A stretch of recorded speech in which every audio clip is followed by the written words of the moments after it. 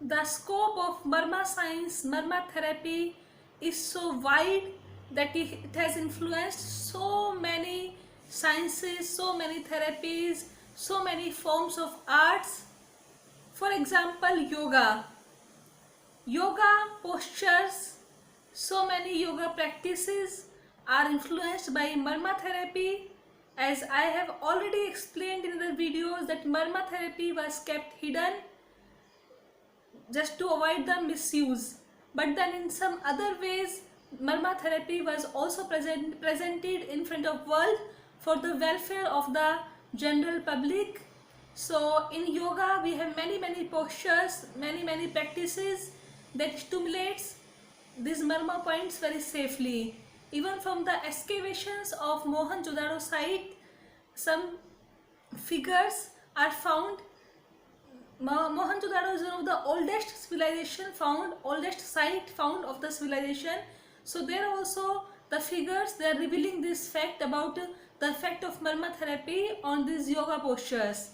And then apart from yoga, all the oriental sciences like acupuncture, acupressure, sujok, and so many different sciences, the meridian tappings, and even these martial arts of oriental martial arts, they are having a great influence of Marma therapy.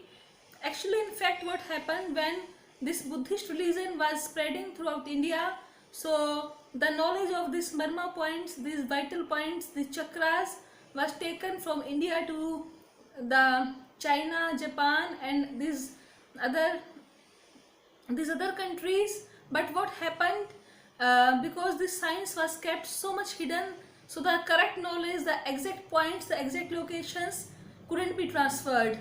That's why acupressure is not having the same effect as the Marma therapy is having.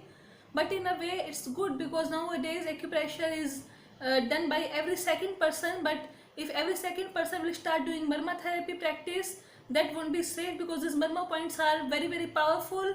So they are like two-edged sword. They can give you a great benefit also, and if you're doing it wrong, so they can cause you great trouble also. So in a way it was good. So other than this, Marma therapy affects astrology.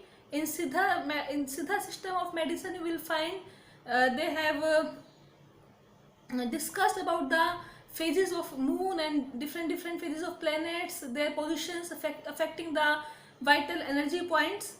And in same way, in sexology, the sexology also is affected by the Marma therapy.